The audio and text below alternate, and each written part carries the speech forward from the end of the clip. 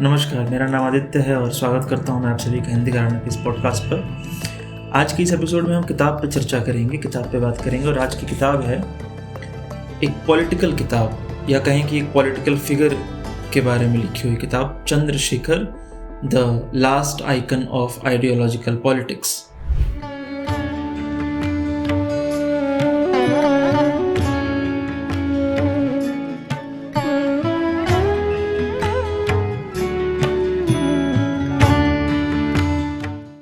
मैं भी इनसे हाल ही में परिचित हुआ हूँ 2-3 साल पहले। हालांकि अगर कोई राजनीति में बहुत सक्रिय होगा, जैसे बिहार और यूपी के लोग जो होते हैं वो इनको जानते हैं। ऐसा मुझे लगता है कि बहुत लोग इनको नहीं जानते हैं, चंद्रशेखर को बहुत लोग नहीं जानते हैं क्योंकि इतने पॉपुलर नहीं है। इनको इनको खुद को एडवर्टाइज करना नहीं आता था, ऐसा इस किताब में लिखा है।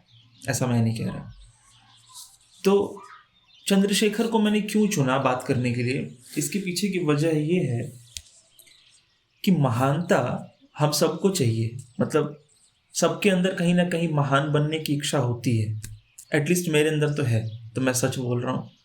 और जितने लोगों से मैं मिलता हूँ, जो भी मेरे दोस्त यार कलीग हैं या मेरे परिवार के लोग, नाते रिश्तेदार, उन सबके बात में, उन सबके बर्ताव में मुझे कहीं ना कहीं ये बात समझ आती है कि इनको महान तो बनना है।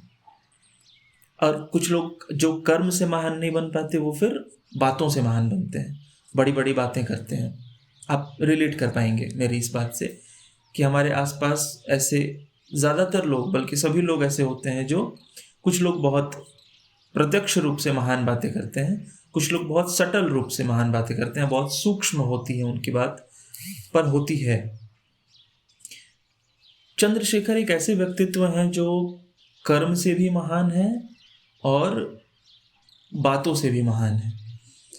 और बात दरअसल यही है कि जो कर्म से महान होगा उसकी बातें महान हो जाएंगी। उसे झूठी बात या ऐसे फ्लेक्स करने की ज़रूरत या फिर प्रिटेंड करने की ज़रूरत नहीं पड़ेगी कि वो महान है। तो चंद्रशेखर मुझे एक ऐसी ही पर्सनालिटी लगते हैं। मैंने जब चंद्रशेखर को पढ़ा तो मैं बहुत प्रभावित हुआ। पहला ऐसा कोई राजनीतिज्ञ है जिसने मुझे प्रभावित किया। राजनीति में मेरी कोई रुचि नहीं है शुरू से, पर जब मैंने चंद्रशेखर को पढ़ा तो मुझे लगा कि यार, मतलब आग है, नौजवान को ऐसा ही होना चाहिए। या फिर कहें कि जो लोग राजनीति में जाना चाहते हैं उनको ऐसे ही तेवर के साथ जाना चाहिए, तभी तो कुछ बदलाव कर सकते हैं। अदरवाइज तो वो उसी सिस्टम का पार्ट बन के रह जाएंगे। तो मुझे गहरा विश्वास है कि अगर कोई नौजवान चंद्रशेखर को पढ़ेगा, उनकी जीवनी को पढ़ेगा, उनके बारे में पढ़ेगा, उनका करियर देखेगा, तो वो प्रभावित होगा निश्चित तौर पे। वो उसको प्रेरणा मिलेगी, उसको रास्ते दिखेंगे। वो उसके अंदर एक तेवर जगेगा उसके भीतर। सत्य बोलने की सीख मिलेगी उसे कि सच सामने चाहे कितनी ही बड़ी ताकत खड़ी हो, प्रधानमंत्री खड़े हों, प्रेसिडेंट खड़े हों, या कोई उद्योगपति हो, कोई फर्क नहीं पड़ता, कोई समाज सुधारक हो, आप अगर सच है आपके पास, आप सच को समझते हैं, इतना विवेक है आपके भीतर, तो सच बोला जा सकता है और सच बोलना चाहिए। और सच बहुत खूबसूरत होता है, ये चंद्रशेखर सिखाते हैं। तो मैं इस किताब में लिखी हुई बातों को अपनी तरफ से बताने की बजाय समझता हूँ कि मैं कुछ एक्सर्प्ट्स को, कुछ हिस्सों को पढ़ना चाहूँगा। और जो हिस्से मुझे बेहद पसंद है, जो मुझे लगा कि ये तो कमाल की बात है, वो मैं आपके सामने पढ़ना चाहूँगा। तो ऐसा ही एक किस्सा है। तब प्रधानमंत्री इंदिरा गांधी हुआ करती थी और चंद्रशेखर को कोई बहुत रुचि नहीं थी कि वो जाएं और निकटता बढ़ाएं या फिर हाँ में हाँ मिलाएं और अपने रास्ते को साफ करें, अपने लिए सुविधाजनक कर लें राजनीतिक पथ को। उनके भीतर ऐसा कुछ नहीं था। वो बस जैसे थे वैसे थे, खरे खोटे रहो बिल्कुल। तो इंदिरा गांधी से मिलने के लिए उनको कुछ लोगों ने फोर्स किया, बल्कि कहीं की रिक्वेस्ट किया, जिनमें इंद्र कुमार गुजराल थे, अशोक मेहता थे। उन्होंने कहा कि आपको इंदिरा गांधी से मिलना चाहिए और उनसे बात करनी चाहिए। तो वो इंदिरा गांधी के पास गए और अब मैं पढ़ना शुरू करता हूँ। स्टार्ट इंदिरा गांधी ने एक सवाल से शुरू किया एंड शी आस्क्ड कि do you consider Congress party a socialist unit? Chandrasekhar, no, I do not believe that Congress is a socialist organization, though some people believe so. Indira Gandhi, then why did you join Congress? Chandrasekhar, do you wish to know the truth? Indira Gandhi, indeed, I do. Chandrasekhar, I dedicated 13 years of my life to the PSP and Praja Socialist Party. PSP यानी Praja Socialist Party. I dedicated 13 years of my life to the PSP and worked with all my capabilities and honesty. I tried my best to steer the party towards the socialist path. However, after working for a long time with the party, I realized that its organization was in disarray and the party itself was disoriented. It dawned on me that nothing substantial can be achieved in this scenario, and considering Congress to be a major political force, I decided to join the party and work for those objectives. Indira Gandhi पूछती हैं, what do you like to do now that you are here in Congress? Chandrashekhar कहते हैं कि I would like to steer the Congress party towards true socialism. Chandrashekhar समाजवाद के सच्चे वो थे, मानने वाले थे. सच्चा समाजवाद जिसे कहते हैं उसकी एडवोकेसी करते थे चंद्रशेखर. तो चंद्रशेखर कहते हैं कि I would like to steer the Congress party towards true socialism. Indira Gandhi पूछती हैं, and if you don't succeed, and what if you don't succeed? Chandrashekhar कहते हैं कि सुनिएगा ध्यान से, प्रधानमंत्री के सामने एक बहुत मामूली सा पार्टी वर्कर क्या कह रहा है. चंद्रशेखर कहते हैं कि I will endeavour to break the party. For I believe that unless Congress is fragmented, no new kind of politics can emerge in this country. My first effort would be to bring socialism to the party, but if I fail, there will be no option left other than to ensure its disintegration. Indira Gandhi कहती हैं कि I am simply asking you certain questions and this is how you respond to me. Chandrashekhar कहते हैं, if you are asking me questions, my answers will be directed to you. अगर प्रश्न पूछ रही हैं आप तो उत्तर सुनने के लिए तैयार रहिए. इंदिरा गांधी कहती हैं, what do you mean by breaking the party? What can be achieved by this? Chandrashekhar कहते हैं, Congress has morphed into a big banyan tree and no other plant can grow under its shadow. Therefore, unless this party is fragmented, no revolutionary change can be forthcoming.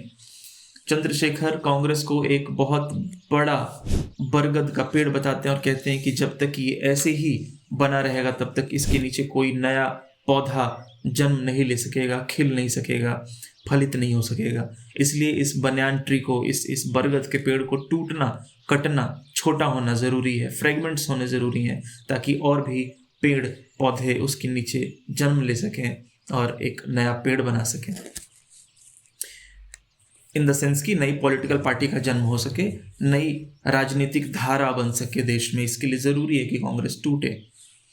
तो आप देखिए इस incident के बाद कि कितनी हिम्मत, कितना साहस चाहिए होगा कि आप प्रधानमंत्री के सामने खड़े हैं, उन्हीं के पार्टी के एक वर्कर हैं और आप कह रहे हैं कि आप उस पार्टी को तोड़ देंगे क्योंकि आपकी इच्छाएं कुछ और हैं, आप कुछ और चाहते हैं उस पार्टी से. इसलिए मैंने कहा कि चंद्रशेखर बहुत बहुत कुछ सिखाते हैं नौजवानों को. इसके बाद मेरे पास एक और इंसिडेंट है पढ़ने के लिए. ये है कि अच्छा, चंद्रशेखर बलिया से थे. बलिया के बाबू साहब लोग कहते हैं इन्हें. तो और शायद बागी बलिया जो एक टर्म है, जो एक फ्रेज है बागी बलिया, उसमें इनका बहुत बड़ा हाथ है, बहुत बड़ा योगदान है. तो एक इंसिडेंस है कि जब चंद्रशेखर आचार्य नरेंद्र देव को बुलाने गए थे एक फंक्शन के लिए, बलिया में कुछ हो रहा था और वो चाहते थे कि आचार्य नरेंद्र देव आएँ और उसकी अगुवाई करें, उसमें कुछ बोलें, नौजवानों को कुछ समझाएं, सिखाएं, आगे का रास्ता दिखाएं, पथ प्रदर्शित करें. तो आचार्य नरेंद्र देव को इनवाइट करने के लिए चंद्रशेखर गए थे. मैं पढ़ता हूँ आगे. Once Chandrasekhar wished to invite Acharya ji to a function in Balia. However, due to his ill health, Acharya advised him to invite Dr. Lohia instead. Lohia agreed to grace Balia on the condition that he would get a jeep to ferry him out of Balia to Buxar so that he could catch his train to Calcutta on time. As per schedule, Chandrasekhar went to receive Dr. Lohia in a car at Balia station only to find that the narrow gauge train was delayed. Eventually, his guest arrived, but he looked quite upset. Lohia demanded to see the jeep that would take him to the Buxar station, and Chandrasekhar had to explain to Lohia that they would only need the jeep in the evening. Lohia lost his temper and started scolding Chandrasekhar, accusing him of lying and misleading him into visiting the place.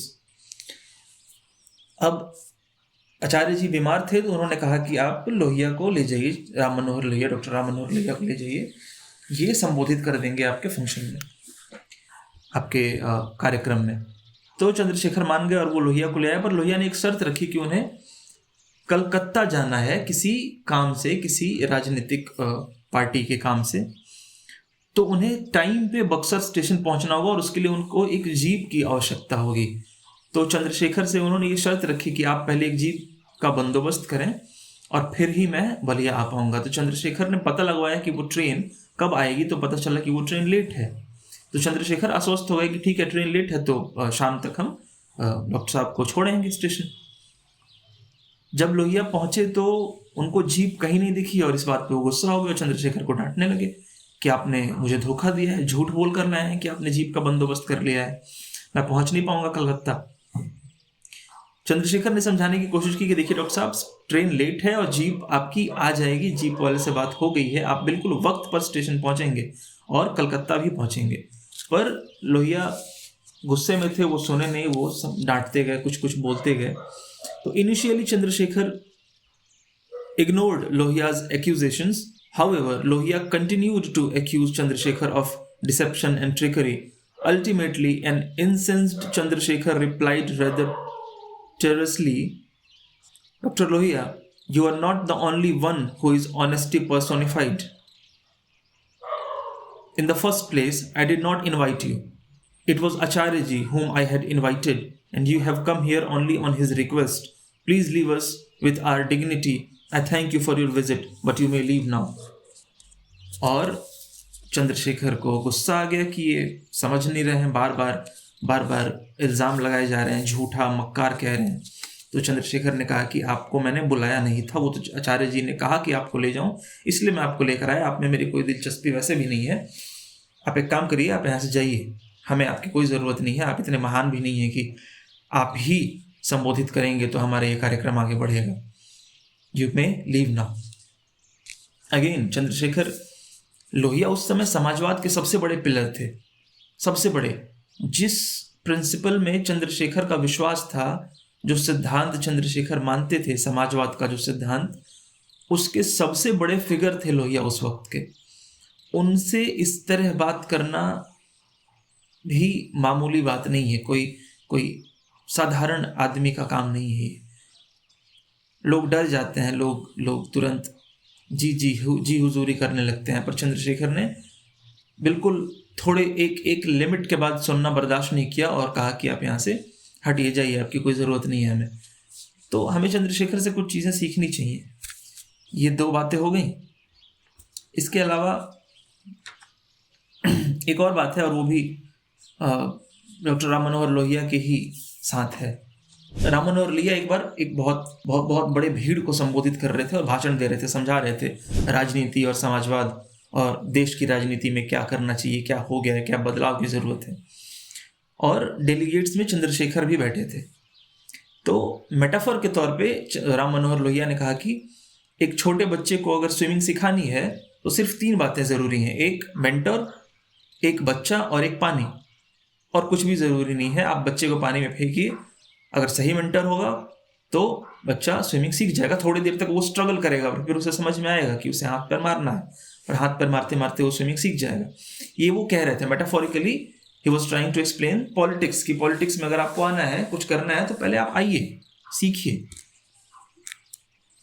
मैं पढ़ रहा हूँ। Political parties those days used to hold conversations to discuss their programs, objectives, and ideologies, where ordinary workers could rub shoulders and eminent leaders. At the PSP camp in Pratapgarh, Uttar Pradesh, Dr. Lohia made a speech while Chandrasekhar was sitting among the delegates. Dr. Lohia explained how, when teaching a child to swim, it was essential to let go of the child's hand, so despite the potential hazards, the child would eventually learn swimming. At the conclusion of his speech, he invited Questions from the audience. Chandrasekhar interjected, Lohia ji, I have a doubt.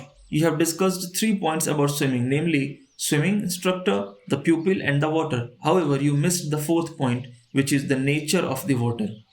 If the water current is strong and you leave the child in those rapids, child will drown. Alternatively, if the water is static and you leave the child in the still water, crocodiles may devour the child. A lot of big fat crocodiles are actively experimenting with this idea in contemporary Indian politics. Dr. Lohia could only glare at Chandrasekhar's rationale. अब इतना बड़ा नेता मंच से भाषण दे रहा है और कोई बीच से उठ के ऐसा सवाल करे जो कॉन्ट्राडिक्ट करता हो सामने वाले के प्रिंसिपल्स को, बातों को, या जो उसकी समझ है उसे क्या ही कहेंगे। तो ये भी एक बहुत बड़ा एग्जाम्पल है, एक बहुत बड़ा इवेंट है जिसमें दिखता है कि चंद्रशेखर में कितनी हिम्मत, कितनी साहस थी सच बोलने की या अपनी समझ को प्रकट करने की। कितने आर्टिकुलेट नेचर के थे चंद्रशेखर, ये हमें फिर से एक बार समझ में आता है। और तो बहुत ऐसे इंसिडेंट्स हैं जो मैं पढ़ सकता हूँ, पूरी किताब ही है ऐसे तो। एक आखिरी बात चंद्रशेखर के बारे में, चंद्रशेखर बहुत महत्वाकांक्षी थे। वो छोटे मोटे पोस्ट्स के लिए नहीं बने थे, या कहना चाहिए कि छोटे मोटे पोस्ट्स में उनकी कोई रुचि नहीं थी। वो सीधा प्रधानमंत्री ही बनना चाहते थे और इसलिए राजनीतिक दौर में इनको कई ऐसे ऑफर्स मिले सांसद बनने के या मंत्री बनने के, जो इन्होंने सिरे से नकार दिया। इन्होंने साफ कह दिया कि मुझे नहीं बनना है। इस बात पे, इस नेचर पे, इस एटीट्यूड पे एक हिंदी साहित्य के लेखक हैं शंकर दयाल सिंह, वो लिखते हैं कि भोजपुरी में, खाए त गेहूँ नहीं त रहे एहूँ, मतलब would only eat wheat else would go hungry. खाऊंगा तो कुछ अच्छा ही, अदरवाइज भूखे रहने में मुझे कोई आपत्ति नहीं है। Metaphorically it would mean pursuing bigger dreams while suffering on a daily basis. आगे एक बहुत अच्छी बात है कि former Indian foreign secretary Mukund Dubey acclaims Chandrasekhar as the ablest among the politicians who governed the country and upholds him as the best prime minister that India had remained deprived of except for few months. Chandrashekhar 3 महीने के लिए या 4 महीने के लिए प्रधानमंत्री बने थे और फिर कुछ षड्यंत्रों की वजह से उन्होंने इस्तीफा दे दिया। राजीव गांधी के घर के बाहर कुछ हरियाणा के पुलिस नजर आए थे, जिसको इस तरह का रुख दिया गया कि वो वहाँ स्पाई का काम कर रहे हैं, कुछ इंफॉर्मेशंस कलेक्ट करना चाहते हैं या फिर राजीव गांधी के जीवन को खतरा है। और ये चंद्रशेखर का किया धरा है। चंद्रशेखर ने उन पुलिस के जवानों को उनके राजीव गांधी के घर के बाहर तैनात किया है। ये अफवाह उड़ा दी गई, ये बात फैला दी गई और कहा जाता है कि ये कांग्रेस पार्टी में ही किसी ने करा था। तो जब ये बात संसद पहुंची, पार्लियामेंट पहुंची, तो चंद्रशेखर को बिल्कुल अच्छा नहीं लगा कि प्रधानमंत्री जैसे संवैधानिक पद के ऊपर ऐसी लांछन लगाना, ऐसे उंगली उठाना, ब्लेम करना सही नहीं है। तो फिर उन्होंने रेजिग्नेशन दे दिया प्रधानमंत्री पद से, वो इस्तीफा दे दिया उन्होंने। हालांकि उनको वापस बुलाने के लिए राजीव गांधी ने कुछ लोगों को भेजा भी था कि हम ऐसा नहीं चाहते थे, हम नहीं चाहते कि आप रेजिग्नेशन दें। तो चंद्रशेखर का 2 टूक जवाब था कि जाइए और अपने राजीव गांधी से कह दीजिए कि चंद्रशेखर उनमें से नहीं है जो दिन में 3 बार अपने फैसले बदलें। अगर मैंने फैसला लिया है तो मैं पीछे नहीं हटूंगा। तो ये चंद्रशेखर थे और ये किताब हरिवंश एंड रविदत्त वाजपेयी की लिखी हुई Chandrashekhar the last icon of ideological politics strongly recommend करूंगा मैं। आई वुड असर्ट कि आप सबको ये किताब पढ़नी चाहिए, खासकर उन्हें जो राजनीति में रुचि रखते हैं या जो नौजवान लोग हैं जो 12वीं कक्षा में या ग्रेजुएशन में पढ़ते हैं या जो सरकारी सर्विसेज के लिए तैयारी करते हैं, उनको या सबको ही एक तरह से ये किताब पढ़नी चाहिए। बहुत बहुत कुछ सिखाएगी ये किताब, आपके व्यक्तित्व में बहुत निखार आएगा ये किताब पढ़ने के बाद, ऐसा मेरा विश्वास है, ऐसा मेरा मानना है। आज के लिए इतना ही, धन्यवाद।